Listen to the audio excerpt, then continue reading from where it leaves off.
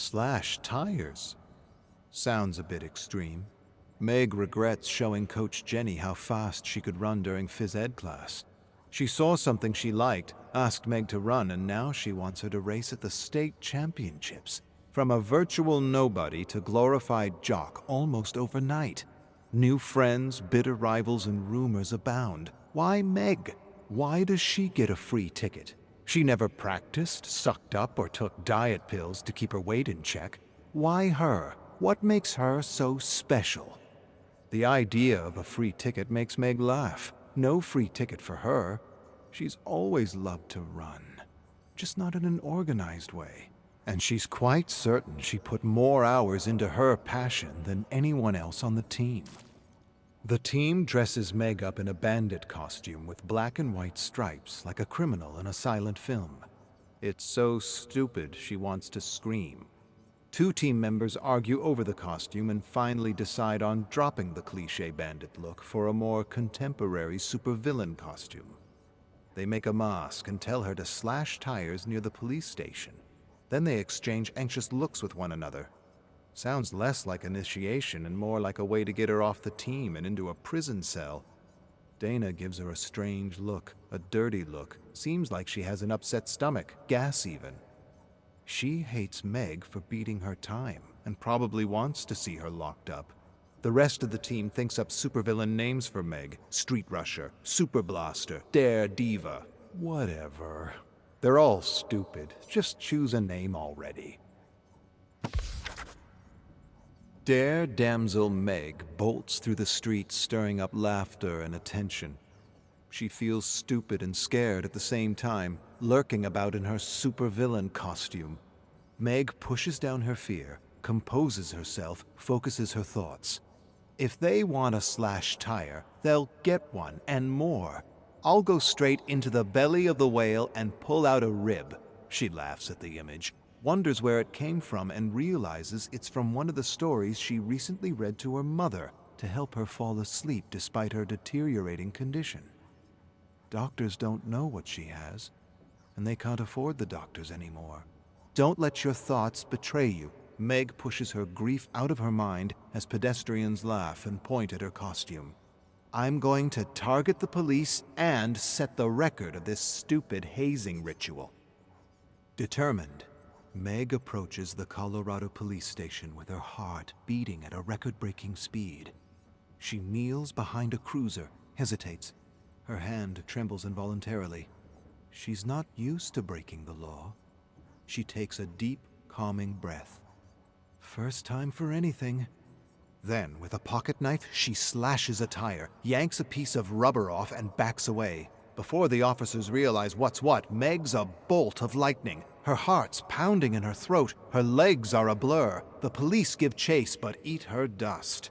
She returns to the team with a piece of slashed rubber and a new team record.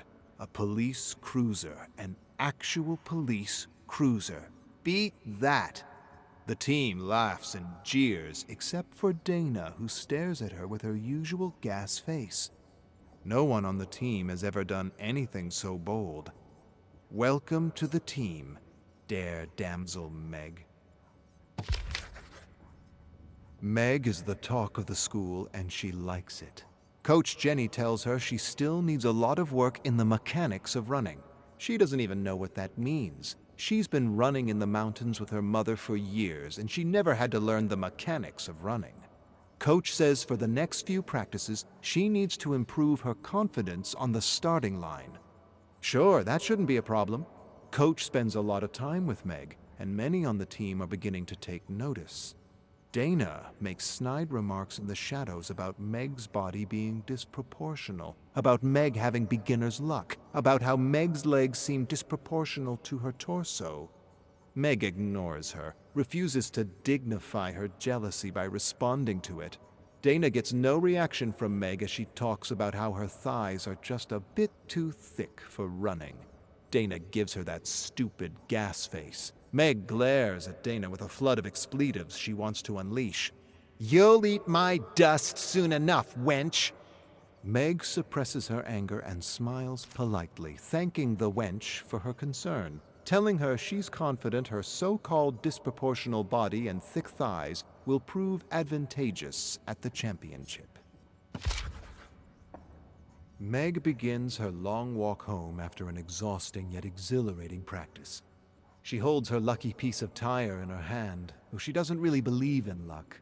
She hears her mom's voice rattle in her brain. The only luck you get is the luck you make. And yet, the piece of tire kind of looks like a horseshoe. Coincidence? Probably.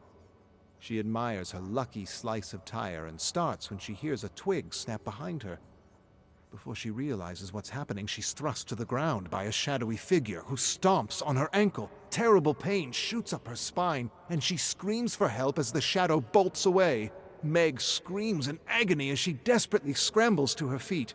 As soon as her wounded foot touches the ground, another sharp pain rushes through her like wildfire, and she collapses.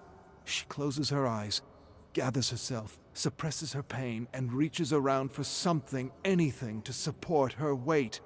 A moment later, she grabs a thick, gnarled branch and shrieks as she forces herself to stand. Every step home is like a hammer smashing at her ankle. The doctor tells Meg her foot is fractured in several places and she should probably stay off it until it heals. She shambles out of the office on crutches with her mother by her side. Meg can sense she's worried about her and how she's to settle the bill without insurance. They drive home in silence. "Mom, I'm sorry." Meg breaks the silence. Her mother shakes her head. "Don't apologize, Meg. There's no need for that. I'm just glad you're okay. Could have been a lot worse." Meg nods and replays the assault over and over again in her mind. The push, the kick, the stomping. Nothing about what happened makes sense. The perpetrator didn't mug or try to steal anything from her. Meg's mother breaks the silence and asks if she remembers anything about the man since they spoke to the police. Meg shakes her head. "I'm not even sure it was a man." Meg confides in her mother at the kitchen table. She's convinced Dana arranged for someone to wound her to discourage her from running. Anger overwhelms her and she says things she wouldn't normally say. "I want her dead. I want to crush her like a bug. I want her to burn in fucking hell. I would have won that race." Her mother listens to her without judgment and waits for her to calm down. "You're very upset and I understand, but don't. Don't stoop to her level. Don't let her turn you into what you're not. You want revenge? Best revenge is success.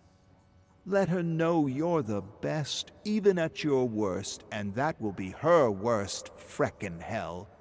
Meg narrows her eyes on her mother. Her mother squeezes her hand.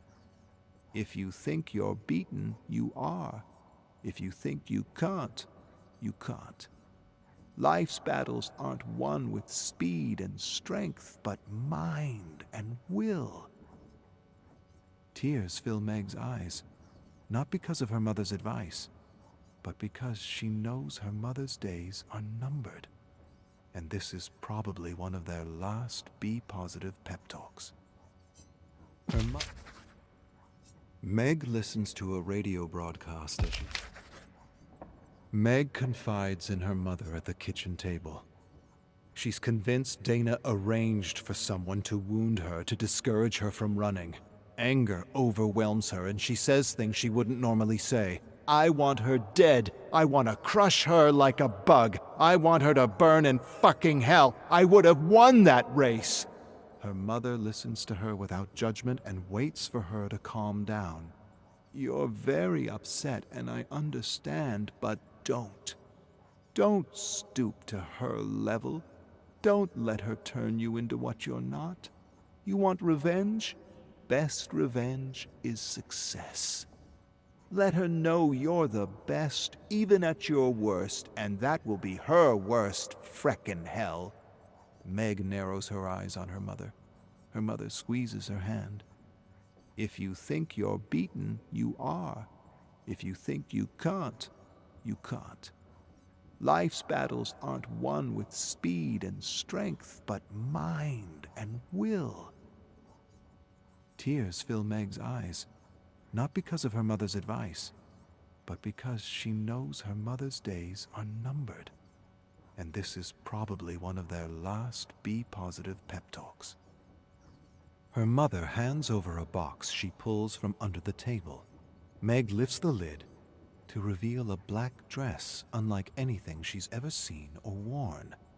Before she can say anything, her mother laughs. Not only will you win, but you'll be the jewel of the after party. Meg feels a lump growing in her throat. Don't lose all your strength focusing on the negative. Her mother used to be a competitive tennis player. All Meg heard growing up was stories about Billie Jean King. Meg waits for the listen to win pep talk she's heard so many times she's lost count. Her mother relates how she would listen to a radio broadcast of King's game to steer her mind away from fear and negativity. Fill your brain with success so there's no room for anything else. She's prepared a special mix for Meg on her pod. Meg takes the pod and stares at it a moment. A long moment. Then she leaps across the table and embraces her mother and never wants to let go.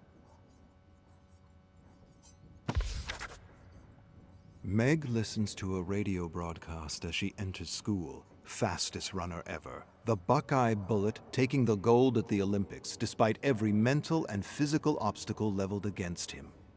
She listens to the same broadcast over and over again. Fill your head with wind so there's no room for fear or doubt. Coach approaches Meg as she puts her pod down beside her. I heard a nasty rumor that Dana may have had something to do with your leg, and I've decided to pull her from the race. Meg shakes her head. Please, don't do that. I'm going to beat her, Coach, and I'm going to win. Coach's eyes widen. You're going to do what? You didn't just say you're going to win. You're not actually thinking of running on that foot. Meg hesitates, then lies. Doctor says it's fine and that it's just a little bruised. Coach touches the foot. Meg shrieks. She gives Meg a skeptical look, sighs, says nothing else, and leaves. Dare Damsel Meg grabs her pod, raises the volume of the broadcast, and fills her mind with greatness as the Buckeye Bullet makes the dictator eat his dust.